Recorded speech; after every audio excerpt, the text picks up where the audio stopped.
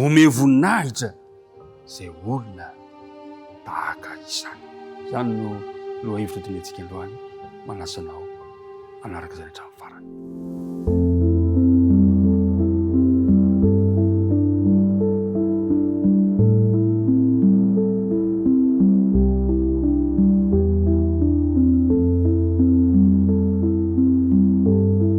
Tafahoana indray isika ry mpiara-midinika namana, ampifaliana no anolorako ny arahaba ho antsika tsirairay avy. Atolotro tahaka ny rabe masoandro ny arahaba ka avy hatrany dia hitondra fahazavana, hitondra hafanana, hitondra hafaliana ho an'ny isan-tokantrano. Ny fiadanany tompony ho amintsika tsirairay avy. Andeha ary hiaraka hivavaka isika. Rainay ao izay any an-danitra, ray mpamindra fo, ray be fitiavana, ray be fiantrana, kanefa kosa ray izay mitantana ny mandrakariva mbola anana izao tombotsoa hiaraka andinika ny teninao izao. Misaotra tamin'ny fitantananao rehetra tamin'ny lasa. Azonao iantoka ny ho avy satria tsy miova ianao. Ankehitriny ary mamelany elokay ary aoka ny faneno masina ampitoerinao tena antinay raha andinika ny teninao zahay. Tonononay ny vavaka noho ny amin'ny anaran'i Jesosy. Amen. Ny andininy soratra masina dia ao amin'ny Filipianina toko 2 ka ny andininy 4:10 sy 10:10, lavalava izy fa hitako efa mandroso ny fanarahantsika azy me malama tsara izy. Zao le vevaka ny teny amin'anar'i Jesosy: ataovy ny zavatra rehetra tsy amin'ny fimonomononana sy ny tsy fisalasalana, mba ho tsy manatsiny sady tsy misy fitaka ianareo, dia zanak'Andriamanitra tsy manana didy amin'ny firenena meloka sy maditra izay isehonareo tahaka ny fanazavana amin'izao tontolo izao. Zay le andinina tao tadidina, antso izy io. Lohateny androany dia hoe ome voninahitra izay olona tahaka izany. Mino fa efa ampelantananao ny taridalana sy ny baiboly eo anoloanao. Ao amin'ny Filipianina toko 2 manomboka eo amin'ny andininy 5:20 no diniantsika androany, izay nilazalazan'ny Paoly ny amin'ny Epafrodito. Epafrodito dia tsy Epafra izy io. Epafra mantsy dia avy any Kolosia, fa Epafrodito kosa dia avy aty Filipi. Eto ndray dia nolazain'i Paoly ny momba ity Epafrodito ity, ary hojeren'i Paoly hoe ahoana ny toetrany ary ahoana ny akony zany ho antsika tsirairay avy. Ao amin'ny andininy 5:20 dia ozy hoe nefa ny hevitra aho fa tokony hampandehanako akaty aminareo Epafrodito rahalahiko sady mpiray asamiko no miaramila namako ary irakareo sy mpanompo hanome izay ny ilaiko. Fa manana anareo rehetra izy ka difotra alahelo satria efa renareo fanarary izy. Eny, fanarary saika maty koa izy, nefa Andriamanitra namindra fo taminy ary tsy taminy ihany fa tamiko koa. Fandrahoana alahelo mifanotona aho, koa nazoto koa aniraka azy aho, mba hifalianareo tahaka ny hitanareo indray izy, ary mba ho afaka alahelo kokoa aho. Koa raiso amin'ny tompo izy amin'ny fifaliana indrindra, ary mevonahitra izay olona tahaka izany.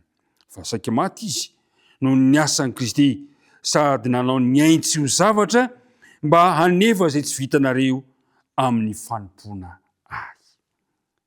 Amin'ny andininy ihany no ahitantsika ny tantaran'ny Epafrodito, milazalaza momba azy Paoly. Izy dia avy amin'ny mpanompo sampo izy fa niova fo, ary ny antsony Paoly azy eto hoe mpiray asa amiko.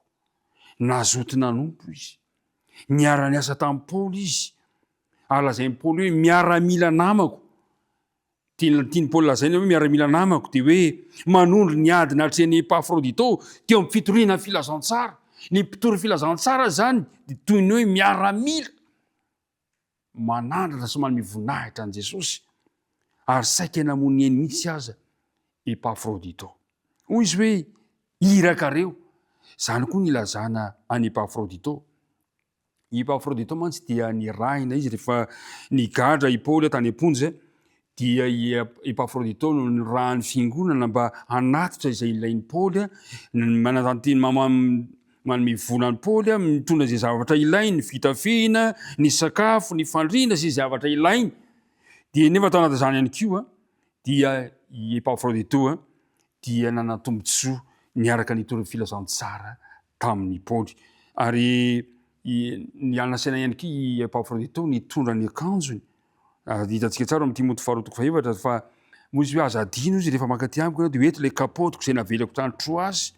Ny ilain'ny Paoly zany akanjo zany satria nangatsika ny andro, nangatsika tao an-tranomaizina tao. Fantatsika tsara zany fa Epafrodito araka ny vakitsika teo dia mpanompo izy, iraka mahatoky izy. Dia hoy izy Paoly, hoy Paoly ny afatry Paoly, rehefa makany aminareo ary izy, dia hoy izy Paoly hoe raiso ao amin'ny tompo izy amin'ny fifaliana indrindra. Raiso izy ary ome voninahitra izay olona tahaka izany. Tsy Epafrodito ihany zany nolazain'ny Paoly ome voninahitra, fa na iza ny manao ny ainy tsy ho zavatra amin'ny fitoriana filazantsara, na iza mpiara-miasa fitoriana filazantsara, dia hoy izy Paoly hoe ome voninahitra izay olona tahaka izany. Manana didy zany izaho sy anao anaraka izany tenin'Paoly izany. Ome voninahitra, tokony memboninahitra ao amin'ny kristianina tany Filipi Epafrodito, tsy noho ny hareny anefa, tsy noho ny voninahitra sy ny toerana misy azy amin'ny fiarahamonina, tsia, fa noho ny toe-tsainy feno fahafozan-tena amin'ny fanarahana an'i Jesosy.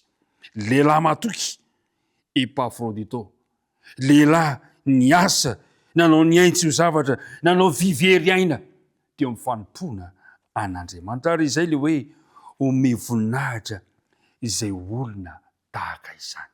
Eo amin'ny fiarahamonina misy olona koa mafohy tena. Eo amin'ny firenena misy olona koa mafohy tena manao ny ainy tsy ho zavatra. Eo amin'ny fitoriana ny filazantsara dia hoy ny afatra ho anao androany. Ome voninahitra izay olona tahaka izany. Andriamanitra ne hanome antsika tari-dalana. Andriamanitra ne hanome antsika fahendrena azotsika matakatra izany teny izany ka ahafahantsika matanteraka izay lazain'ny soratra masina. Hoy izy hoe, hoy voalazany koa raiso ao amin'ny tompo izy amin'ny fifaliana indrindra. Anjarako, anjaranao ny mandray azy ireny amin'ny fifaliana satria niara-niasa tamin'ny tompo izy ireny. Andeha ho faranantsika mivavaka izao dinika androany izao. Ray malala any an-danitro, misaotra anao izahay noho ny amin'ny Epafrodito izay mampianatra anay, izay mitarika anay, nampafantatra anay fa ny olona tahaka azy dia tsara ny horaisina am-pifaliana ary omena voninahitra. Epafrodito dia niasa, nanompo, iraka, nanao ny tsy ho zavatra, ampio ihany koa izahay Andriamanitra. Tario izahay mba hananana ihany koa izany toetra izany eo amin'ny fanomponanao. Dia mitahy ny mpiara-midinika rehetra, mitahy izay mahakasika anay. Tonoonay ny vavaka amin'ny anaran'i Jesosy. Amen.